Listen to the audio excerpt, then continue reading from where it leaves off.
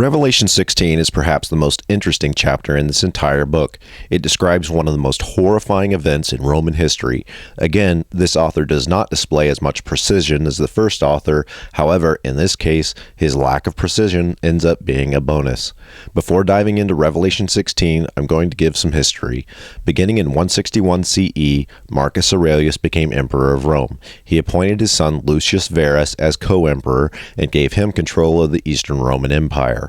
That same year, the Parthians overthrew the Roman client king in Armenia. This event would be the beginning of a rather long war between the Romans and Parthians. By 162 CE, the Roman state of Syria was on the brink of rebellion, perhaps instigated by the Parthians. Lucius Verus went to Antioch with his armies to put down the rebellion and lead the war against Parthia.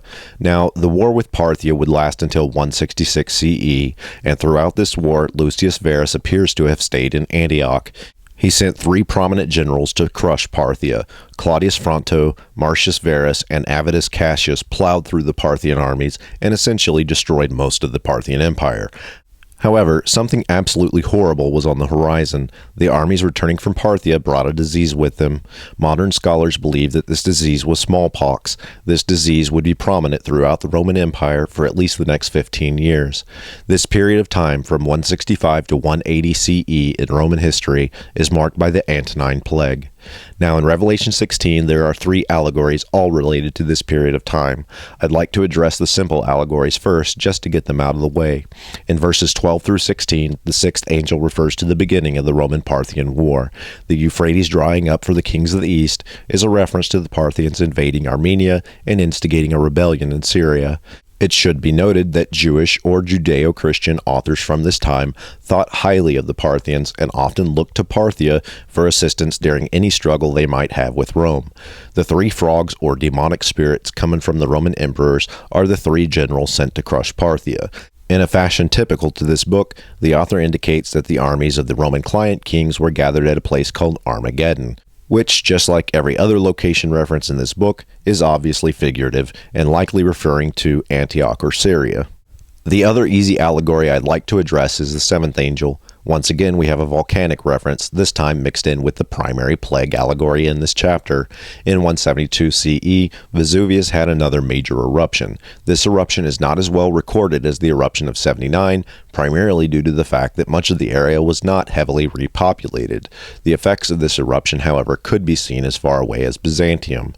Now to the primary allegory. Verse 2 points out that a plague of festering sores broke out and that this plague essentially affected everyone in the Roman Empire. Again, there is an economic reference, and anyone who was living in the Roman Empire would have been subject to the Roman economic system. This verse states that anyone using Roman coins was subject to the plague. Verses 3 and 4 mark the early progression of the disease. The first known victims of this disease were Roman military, and it appears that the disease quickly spread through the Roman frontier where military units were stationed. However, it is quite likely that this disease quickly spread by sea and began infecting port cities. Verse 3 appears to be a reference to the disease spreading by sea. Verse 4 appears to be the infection spreading into sea and river port cities. And again, this gives credence to the idea that Roman economics were somehow involved. The plague was distributed through the empire, primarily by means of merchant shipping. Verses 8 and 9 is the fourth angel and appears to be referring to the fever that accompanied this plague. It wasn't the sun that was cooking these people, it was the Antonine plague. Verses 10 and 11 are perhaps the most obvious reference to this plague. The fifth angel affects the throne of the Roman emperors. Lucius Verus died in 169 CE due to the Antonine plague. Marcus Aurelius appears to have caught the plague at an earlier date but survived it. However, it appears that Aurelius lived with complications the rest of his life. He died in 180 CE, likely due to complications of the plague. The number of casualties due to the Antonine plague are unknown. Some scholars assume a number of about 10%. However, if this was what we know today as smallpox, the death rate would have been massive and would primarily affected high population areas. In major cities, the death rate could have been as high as 30 to 50%. Still, at an overall 10%, the Antonine plague would have killed approximately 6 million people in the Roman Empire. It devastated the Roman military and the Roman economy, and it killed not just Marcus Aurelius, but his designated successor, Lucius Verus. As a result of these events, Commodus became emperor. In approximately 189 CE, the disease would again break out in the empire, killing up to 2,000 people per day in Rome. In verse 19, the cities collapsed, and the city of Rome itself was hit very hard. The author of Revelation 16 may not display the precision of the first author, but it does appear that this chapter describes an extremely important period of Roman history, and as such, Revelation 16 may be one of the most important chapters of this book.